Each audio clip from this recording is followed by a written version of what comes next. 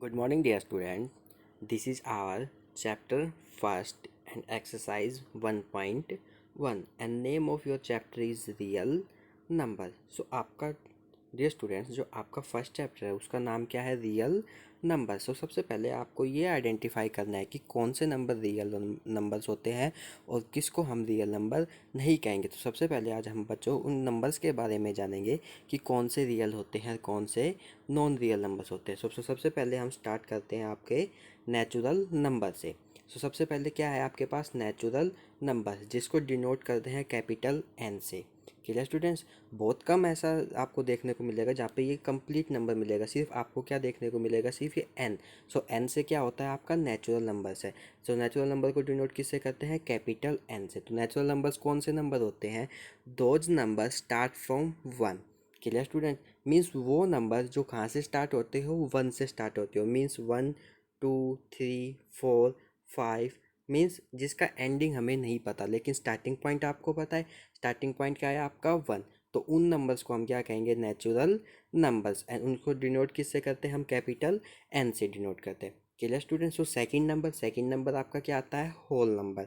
Whole number को किससे denote करते हैं, कैपिटल डब्ल्यू से। तो होल नंबर क्या होते हैं, those number start from zero. वो नंबर जो जीरो से स्टार्ट होते हैं उनको क्या कहते हैं हम, whole number. Clear students, means natural numbers क्या था, नेचुरल नंबर्स को हम वन से स्टार्ट करते तो उसमें जीरो ऐड था ही नहीं।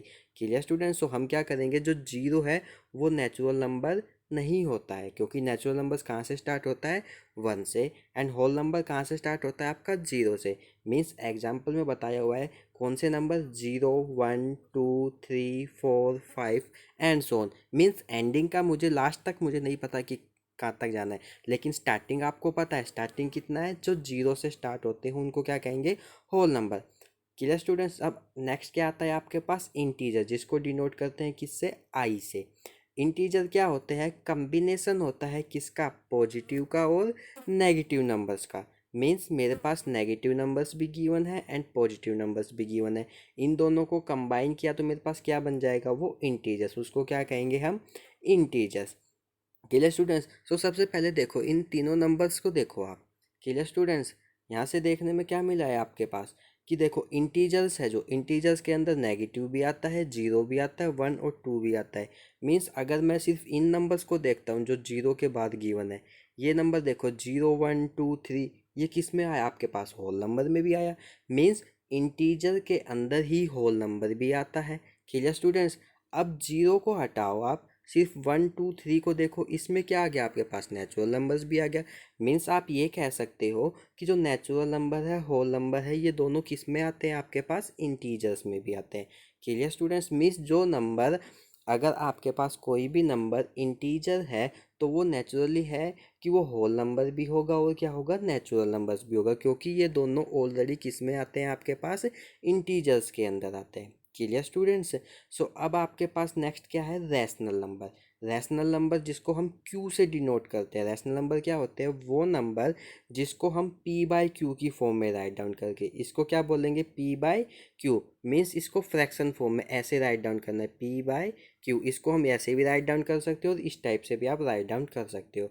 क्लियर स्टूडेंट्स, जिसको हम पी बाई क्यू की फॉर्म में राइट डाउन कर सकते हैं, लेकिन कंडीशन है कि जो आप पी और क्यू जो चूज करोगे वो कैसे होने चाहिए आपके पास, इंटीजर्स। इंटीजर्स मतलब जो मैंने अभी बताया कि वो नेगेटिव भी हो सकता है और पॉजिटिव भी हो सकता है। सेकंड कंडीशन क्या है कि लेकिन जो क्यू मीन्स जो डिनोमिनेटर पार्ट है वो क्या होना चाहिए आपका, जीरो के इक्वल नहीं होना चाहिए। क्लियर स्टूडेंट्स, यहाँ पे क्या आएगा, Q not equal to zero. तो रैशनल नंबर के लिए आपके पास टू कंडीशंस है। दोनों कंडीशंस क्या है कि जो पी और क्यू जो आप चूज करोगे वो तो इंटीजर्स होने चाहिए। मीन्स नेगेटिव भी हो सकता है और पॉजिटिव भी हो सकता है। सेकंड कंडीशन क्या है कि जो डिनोमिनेटर वाला पार्ट है वो जीरो के इक्वल नहीं होना चाहिए। मीन्स आपके पास ये डिनोमिनेटर में जीरो नहीं आना चाहिए। अगर ऐसा नंबर आता है तो वो अनडिफाइंड नंबर होता है। क्लियर स्टूडेंट्स, इसके बाद नेक्स्ट आता है क्या, इरेशनल नंबर। इरेशनल नंबर्स किसको क्या होता है, जिसको हम क्यू डैश से डिनोट करते हैं। क्लियर स्टूडेंट्स, तो वो नंबर जिसको हम पी बाई क्यू की फॉर्म में राइट डाउन नहीं कर सकते, उन नंबर्स को हम क्या कहेंगे, इरेशनल नंबर। जैसे आपके पास इरेशनल नंबर कौन हो गए, √2 √3 पाई एक्सेट्रा मीन्स ऐसे और भी नंबर्स है जिसको हम इरेशनल नंबर्स कहते हैं। Clear students. अब बात ये आती है कि जो फर्स्ट चैप्टर था उसका नाम तो रियल नंबर था, लेकिन यहाँ पे कोई रियल नंबर ऐसा नंबर तो आया ही नहीं है। तो डियर स्टूडेंट्स, ये जितने भी नंबर गिवन है ये सभी के सभी क्या आते हैं आपके पास, रियल नंबर में ही आते हैं। Clear students. Means natural number भी एक रियल नंबर ही होता है, होल नंबर भी आपका रियल नंबर ही है, इंटीजर्स, रैशनल, इरेशनल, ये सभी के सभी किस में आएंगे आपके पास, रियल नंबर्स के अंदर। Clear students. लेकिन अगर मान लो मैं क्या करता हूँ, मेरे पास मान लो क्या है, -5 है। अब मुझे चेक करना है कि -5, आपसे क्वेश्चन में पूछा कि -5 क्या नेचुरल नंबर्स है, लेकिन नेचुरल नंबर्स क्या होते हैं, वो तो 1 से स्टार्ट होते हैं, उसमें तो नेगेटिव आता ही नहीं, तो इसलिए ये -5 नेचुरल नंबर नहीं है। ऐसे ही अगर आपसे पूछे क्या -5 आपके पास होल नंबर है, लेकिन होल नंबर भी कहाँ से स्टार्ट होता है, 0 से स्टार्ट होता है, इसमें भी नेगेटिव नंबर नहीं आता, तो ये मतलब क्या होगा, ये होल नंबर भी नहीं है, लेकिन इंटीजर्स में तो आता है आपके पास। Clear students. तो ये क्या ऐसा हो जाएगा आपके पास, इंटीजर्स भी है, रैशनल नंबर भी है। रैशनल नंबर क्यों है, क्योंकि आपने लास्ट क्लास में पढ़ा था कि -5 है, डिनोमिनेटर में कुछ भी नहीं है, तो मतलब क्या लिखेंगे, 1। अब देखो ये P/Q मीन्स ये P/Q दोनों फॉर्म में हो गया। कंडीशन क्या थी कि P और Q इंटीजर्स होने चाहिए। P मतलब -5 इंटीजर्स है तो नेगेटिव भी है और मेरे पास पॉजिटिव है, या तो ये दोनों नेगेटिव हो सकते थे या पॉजिटिव भी, लेकिन सेकंड कंडीशन क्या है आपके पास, क्यू मतलब डिनोमिनेटर 0 नहीं होना चाहिए। यहाँ पे मेरे पास डिनोमिनेटर क्या है, 1, तो इसलिए क्या बन गया, ये रैशनल नंबर भी बन गया। इरेशनल क्यों नहीं है, क्योंकि इसको P/Q की फॉर्म में हम राइट डाउन कर सकते, इसलिए इरेशनल नहीं है ये, और इसको हम रियल नंबर भी कहेंगे। Clear students. So I hope अब आपको पता चल गया होगा कि रियल नंबर्स क्या होते हैं, natural, whole, integers, rational and irrational number. तो सबसे पहले आपको ये नंबर्स जानना बहुत ही ज़रूरी था कि किनको हम होल नंबर कहते हैं, किनको रैशनल और किनको हम इरेशनल नंबर कहेंगे, और इन सभी को ही हम क्या कहते हैं, हम real number. Clear students. So अब हम अपनी एक्सरसाइज की तरफ चलते हैं। Our exercise is 1.1 and in the first question you have to use the Euclid division algorithm to find HCF। HCF का तो आपने पता ही है, HCF की फुल फॉर्म क्या होती है आपके पास बच्चों, HCF की फुल फॉर्म क्या है, हाईएस्ट कॉमन फैक्टर, जो आपने 5th क्लास से फाइंड आउट करना सीख लिया है। लेकिन यहाँ पे क्या करना है आपके पास, हर क्लास के अंदर जैसे ही आप नेक्स्ट क्लास में प्रमोट होते हो, उसके अंदर आपने अलग अलग मेथड से आपने फाइंड आउट किया हुआ है HCF। लेकिन अब आपको किसकी हेल्प यूज करनी है, यूक्लिड डिवीजन एल्गोरिथम। यूक्लिड क्या था, एक साइंटिस्ट था जिसने ये डिवीजन एल्गोरिथम फाइंड आउट किया था, तो इसलिए इसका नाम क्या बन गया, यूक्लिड डिवीजन एल्गोरिथम। तो आपने डिवाइड तो करना सीखा ही है।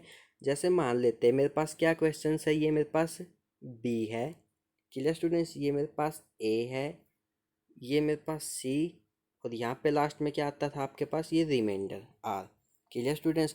डिवीजन एल्गोरिथम क्या कहता है, इस वाले पार्ट को आप क्या कहते हो, डिवाइडेंट, ए वाला पार्ट जिससे हम डिवाइड करते हैं उसको क्या कहते हैं, डिवाइजर, और जो आंसर आता है उसको क्या कहते हैं, क्यूसेंट, और जो लास्ट में बचता था उसको क्या कहते थे हम, रिमाइंडर। तो आपने एक आंसर वेरीफाई किया हुआ होगा। आंसर वेरीफाई मीन्स क्या फॉर्मूला होता था कि ये जो डिवाइडेंट है इसको कैसे लिखते थे हम, डिवाइजर और क्यूसेंट की क्या करते थे हम, मल्टीप्लाई करते थे, और जो रिमाइंडर होता था इसको ऐड कर देते थे। यही आंसर होता था आंसर वेरिफिकेशन करने का, किसमें, डिवाइड के अंदर। तो यूक्लिड डिवीजन एल्गोरिथम ने कुछ नहीं किया, सिर्फ इसी बेसिक मेथड का यूज करके उसने अपना नाम रख दिया डिवीजन एल्गोरिथम मेथड। तो अभी जो मैंने ये फॉर्मूला बताया है ये ही, सिर्फ यही है आपके पास क्या, डिवीजन एल्गोरिथम मेथड, और कुछ नया नहीं है। Clear student. मीन्स क्या करना है कि जो डिवाइडेंट होता है उसको कैसे राइट डाउन कर सकते हैं हम, divisor multiply with quotient plus किसको करते थे, रिमाइंडर को। तो ये जो फॉर्मूला बना है यही क्या है आपके पास, division algorithm method. Clear student. So काफ़ी काफ़ी जगह आपको ये भी देखने को मिलेगा, क्योंकि यहाँ पे मैंने तो जनरली लिखा हुआ है A B C और R। काफ़ी बुक्स के अंदर या काफ़ी कुछ कैसे लिखेंगे, यहाँ पे कोई P भी लिख सकता है, Q लिख सकता है, ये R हो गया, यहाँ पे S भी लिख सकता है। तो वो चॉइस बच्चों आपके ऊपर, आप कुछ भी मान सकते हो। लेकिन प्रोसीजर क्या है कि जो डिवाइजर होता है उसको मल्टीप्लाई करते हैं किससे, क्यूसेंट के साथ, और फिर रिमाइंडर को हम ऐड करते हैं, तो हमारे पास क्या आता है, ये आपके पास डिवाइडेंट आता है। Clear student. जैसे मैं आपके पास एक क्वेश्चन है वो बता भी देता हूँ कैसे करते हैं। जैसे मान लो आपके पास 3 है, इसको डिवाइड करना है किससे, 16 है। डिवाइड किया किससे, डिवाइड किया 3 5 जा 15, रिमाइंडर कितना बचा आपके पास 1। तो अभी मैंने डिवीजन एल्गोरिथम में क्या बताया था कि जो डिवाइडेंट होता है इसको कैसे लिखते हैं हम, डिवाइजर को क्यूसेंट से मल्टीप्लाई करते हैं, 3 को मल्टीप्लाई किया किससे, 5 से, फिर रिमाइंडर को उसमें क्या करते हैं हम ऐड। तो इसमें ऐड करके देखो 3 5 जा 15, 15 में 1 को ऐड किया कितना आ गया आपके पास 16 आ गया ना आपके पास वापस से डिवाइडेंट ही। तो यही तो डिवीजन एल्गोरिथम है। तो यहाँ पे आप जनरली कुछ भी राइट डाउन कर सकते हो। क्लियर स्टूडेंट्स, तो आपको पता चल गया कि डिवीजन एल्गोरिथम क्या है, उसका फॉर्मूला क्या होता है। मीन्स आपको डिवाइजर और क्यूसेंट को मल्टीप्लाई करना, उसमें रिमाइंडर को क्या करना है, ऐड करना है। क्लियर स्टूडेंट, तो ये आपकी क्या है, डिवीजन एल्गोरिथम। तो फर्स्ट क्वेश्चंस में आपको क्या करना है, डिवीजन एल्गोरिथम का यूज करके आपको एचसीएफ फाइंड आउट करना है। सो फर्स्ट पार्ट में क्या गिवन आपके पास 135 एंड 225। तो सबसे पहले आपने राइट डाउन किया 135 एंड 225। तो फर्स्ट स्टेप में आपको क्या करना है कि जो क्वेश्चन गिवन है उन दोनों में से लार्ज नंबर को फाइंड आउट करना है। तो यहाँ पे लार्ज नंबर कौन है, 225 लार्ज है किससे, 135 से। तो इन दोनों पे हम क्या करेंगे, अप्लाई करेंगे डिवीजन एल्गोरिथम। किसके पे करेंगे, 225 एंड 135। क्लियर स्टूडेंट्स, सो यहाँ पे मैंने देखो डिवाइड करके दिखाया हुआ है। सबसे पहले ये वाला पार्ट, सिर्फ इस पार्ट को उठाना है आपको। ये पार्ट सोल्व किया, 135 क्या बन गया आपका डिवाइजर एंड 225 लार्ज वाला नंबर क्या बन गया आपका डिवाइडेंट। तो सबसे पहले किस पे डिवाइड होगा, ये 1 पे। क्लियर स्टूडेंट्स, यहाँ पे मैं करके दिखाता हूँ एक बार। 225 है, किससे डिवाइड किया ये आपने, 135 से।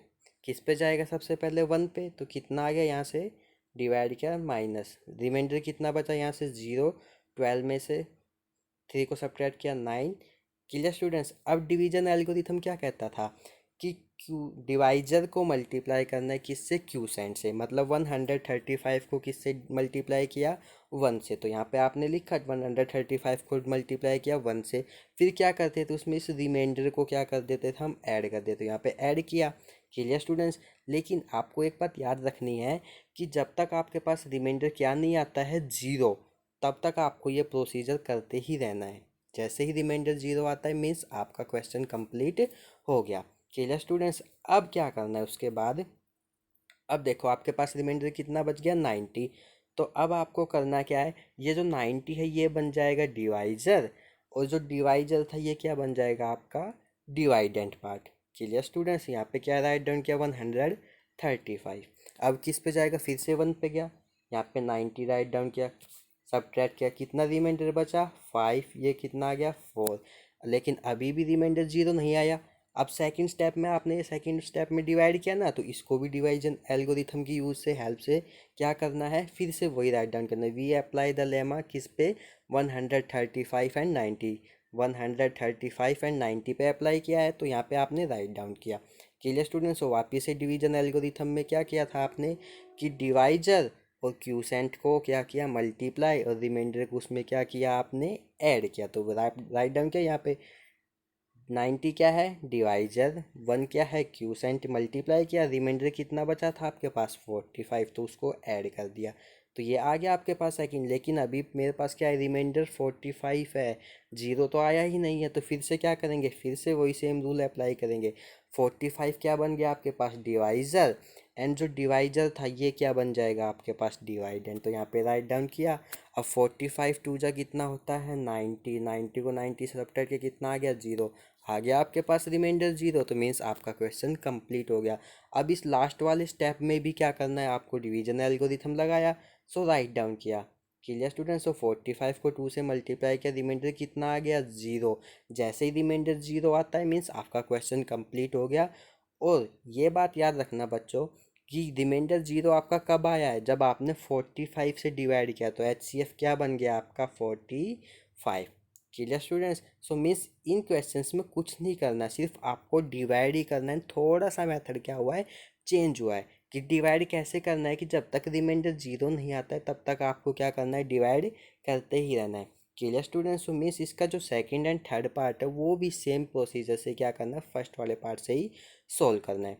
Clear students, and this second question में क्या कह रहा है, सो दैट एनी पॉजिटिव और integer is of the form, कि आपके पास कोई भी पॉजिटिव इंटीजर्स कैसा लेना है, वो ओड, क्या कह रहा है, ये इंटीजर लेना है। इंटीजर का मतलब मैंने अभी बताया था, इंटीजर्स क्या होते हैं, नेगेटिव भी होते हैं पॉजिटिव भी होते हैं, लेकिन इंटीजर्स के साथ कैसा है, पॉजिटिव। पॉजिटिव का मतलब आपको ये प्लस वाले नंबर लेने हैं, क्लियर स्टूडेंट्स, माइनस वाले नहीं लेने। और कैसे लेने हैं, वो ओड लेने हैं। तो ओड का मतलब 1, 3, 5, कैसे हैं ये, प्लस पॉजिटिव भी है और इंटीजर्स में भी आते हैं। तो ऐसे नंबर आपको चूज करने हैं। कैसे करने हैं कि वो किस फॉर्म में होने चाहिए, 6q+1, 6q+3, 6q+5, इस टाइप के होने चाहिए। तो आपने मान लिया लेट, सबसे पहले मान लिया कि जो ए है वो क्या है, मेरे पास कोई भी पॉजिटिव और इंटीजर्स है। आपने मान लिया कि जो ए है वो कोई भी पॉजिटिव और इंटीजर है। आप यहाँ पे ए की बजाय पी भी ले सकते हो, बी सी कुछ भी आप अपनी तरफ से मान सकते हो। क्लियर स्टूडेंट्स, अब इसने क्या किया कि जो डिवीजन एल्गोरिथम है वो अप्लाई किया किस पे, ए पे। और जो बी है, बी कैसे लिया इसने, 6, वो कैसे पता होगा, वो आपको क्वेश्चन से ही पता होगा। इसमें देखो आपके पास क्वेश्चंस में गिवन है ना, 6, 6, 6, ये आगे वाला। क्लियर स्टूडेंट्स, तो यहाँ से आपने चूज करना है कि बी आपका कितना हो जाएगा, 6। तो यहाँ पे मैंने राइट डाउन किया। अब इन दोनों पे आपने डिवीजन एल्गोरिथम यूज करना है। डिवीजन एल्गोरिथम मैंने अभी बताया था कि डिवाइजर और क्यूसेंट को मल्टीप्लाई करते हैं और रिमाइंडर को ऐड करते हैं, वही आपके पास डिवीजन एल्गोरिथम है। क्लियर स्टूडेंट्स, लेकिन यहाँ पे मेरे पास ए है, बी तो मुझे पता है 6 है, लेकिन रिमाइंडर नहीं पता। तो बच्चों यहाँ पे देखो आपके पास, जैसे आप डिवाइड करते हो किसी भी नंबर्स को, क्लियर स्टूडेंट्स, जैसे मैंने इसको ही डिवाइड किया हुआ था, तो जो आपका रिमाइंडर आता है वो रिमाइंडर ऑलवेज क्या होता है, डिवाइजर से या तो जीरो आएगा या फिर स्मॉल होता है।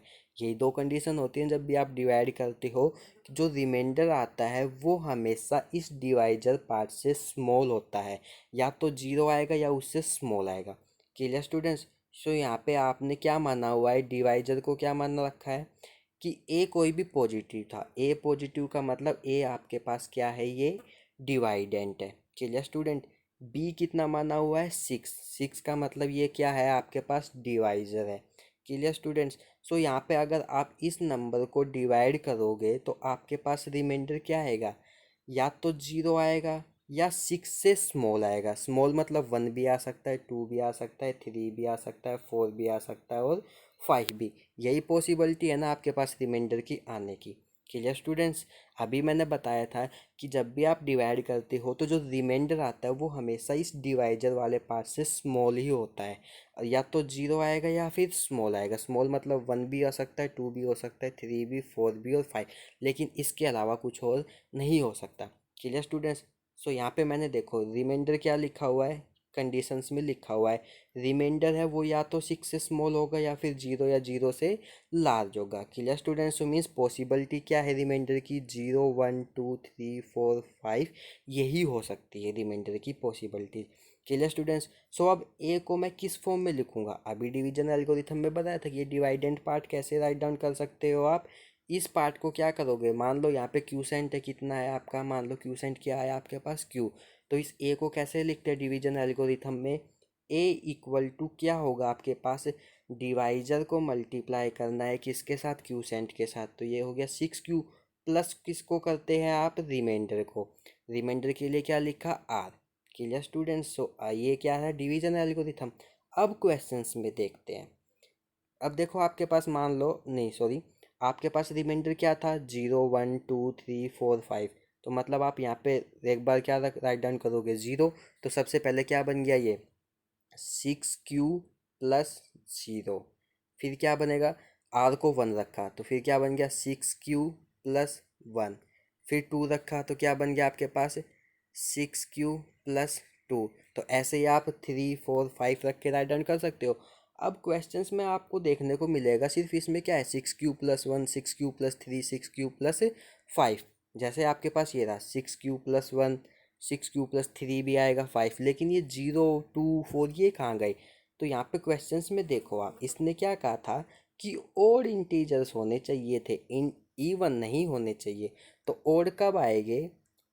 अब आपके पास देखो, एक मिनट, इनको रिमूव करते हैं। जैसे आपके पास क्या आ गया था लास्ट में, 6q+0, 6q+1, ये आ गया आपके पास 6q+0, 6q+1, 6q+2, 6q+3, ऐसे ही 6q+4, 6q+5, यही पॉसिबिलिटीज़ बनेगी।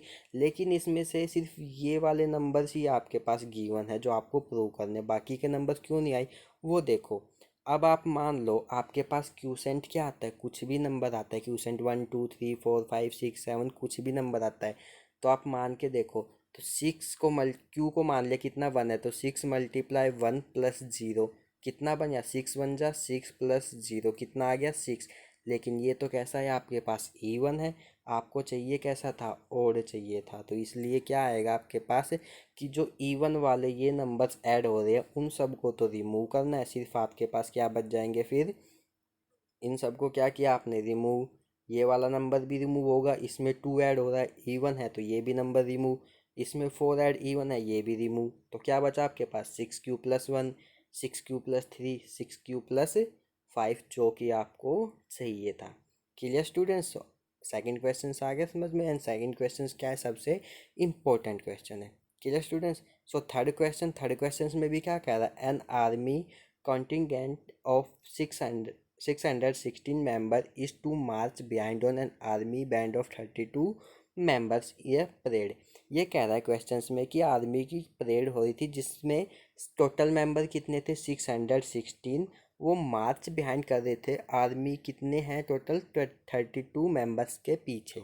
Clear students? The two group are to march in the same number of columns, कि जो दो ग्रुप थे मार्च के अंदर वो सेम नंबर्स ऑफ कॉलम्स थे, मतलब कि उन दोनों लाइंस के अंदर सेम मेंबर्स थे। तो आपको फाइंड आउट करनी है कि सेम मैक्सिमम नंबर्स कॉलम्स के कितने बनेंगे। मैक्सिमम नंबर मीन्स आपको HCF फाइंड आउट करना है। Clear students? सो मीन्स आपको 616 और 32 का यूज करके आपको HCF ही फाइंड आउट करना है। अब ये चॉइस आपकी है कि आप जो फर्स्ट क्वेश्चन किया है सेम उसी टाइप से भी आप फाइंड आउट कर सकते हो। Clear students? So fourth and fifth questions आपका सेम सेकंड क्वेश्चंस के जैसे एक बार ट्राई करना, अदरवाइज मैं आपको इसका सॉल्यूशन है वो सेंड कर देता हूँ।